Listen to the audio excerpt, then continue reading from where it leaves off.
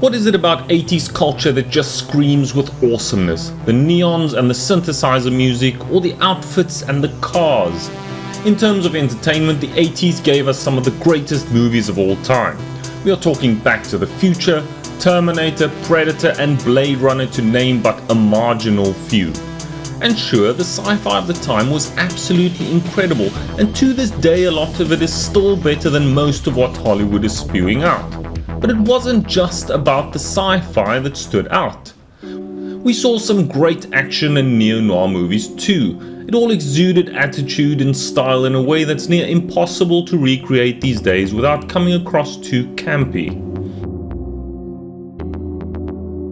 Neo-noir specifically, however, is something that is rarely done well. Over the years we've seen people try and fail consistently, until more recently, because few have been able to do it quite as well as 2011's Drive.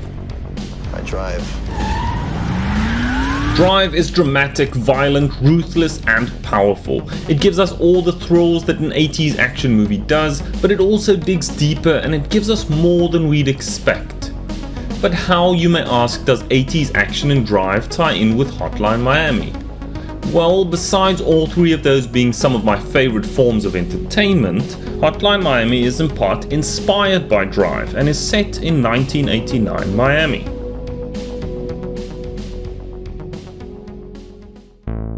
The magic here is just how well they've managed to bring these styles together.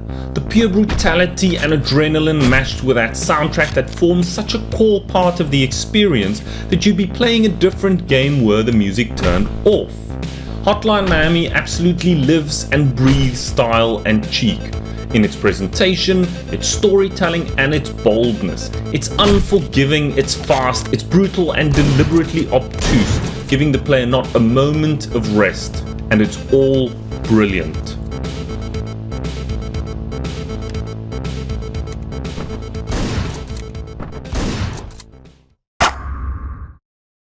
In Hotline Miami, we take the role of an unnamed man, later dubbed by the fans as Jacket.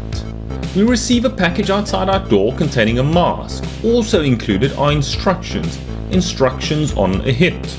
We are to take out a group of criminals and retrieve a briefcase.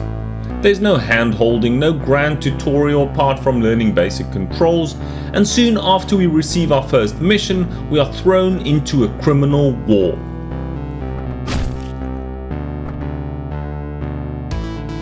Through blood, bullets, bashing and brutality, we fight level by level, building by building, through the ranks, the blood-smeared floors and waves of enemies. It gets to such an extent that the entire experience rips apart at the seams and reality itself gets blurred. We run one job after the other, mercilessly killing everyone who dares stand in our way, and we lose sight of who we are apart from our actions. It's all poetic in a strange way.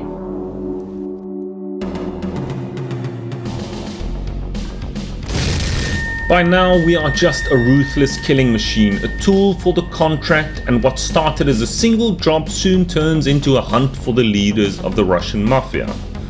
We also encounter increasingly difficult enemies through multiple locations, and through pure violence we get the answers and the results that are expected from us. During our one mission, we find a woman and bring her back to our home, where she is slowly nursed back to health over the course of the game. It grounds us a bit, for what it's worth.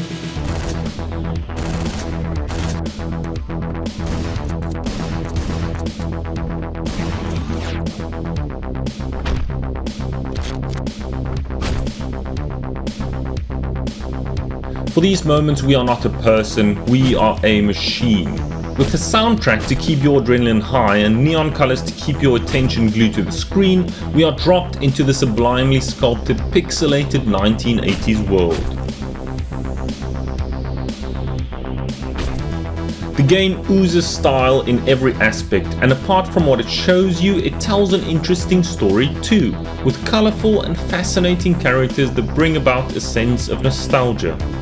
The art style is simplistic but harsh, aiding in creating an experience that revolves around this world where nothing ever runs smoothly. There's no deeper meaning about life and loss like the other games I've discussed before. It's pure and unadulterated action. but it's not shallow either. It has soul and it has merit, and it's unforgiving as hell.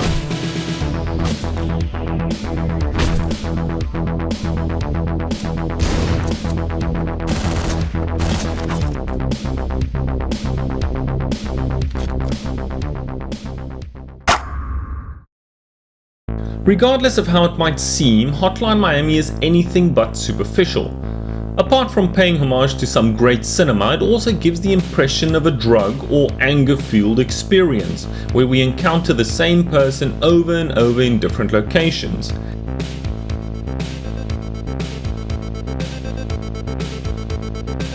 It's a confusing but well-structured story that we venture into, and it's just one surprise after the other.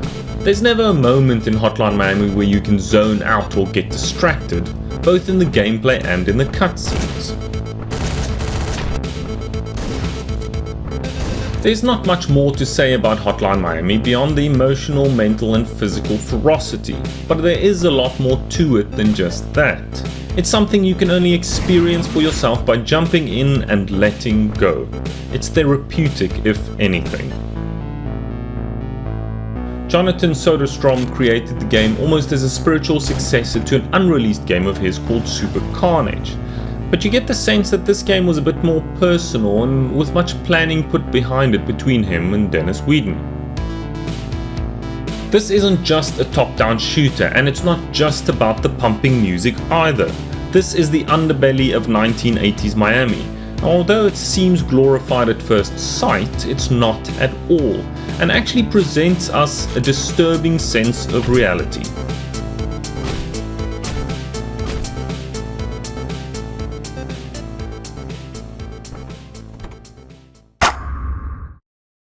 With a glorious soundtrack and unforgiving gameplay, Hotline Miami throws everything it has at you and lets you sort through it yourself while you are up to your elbows in blood.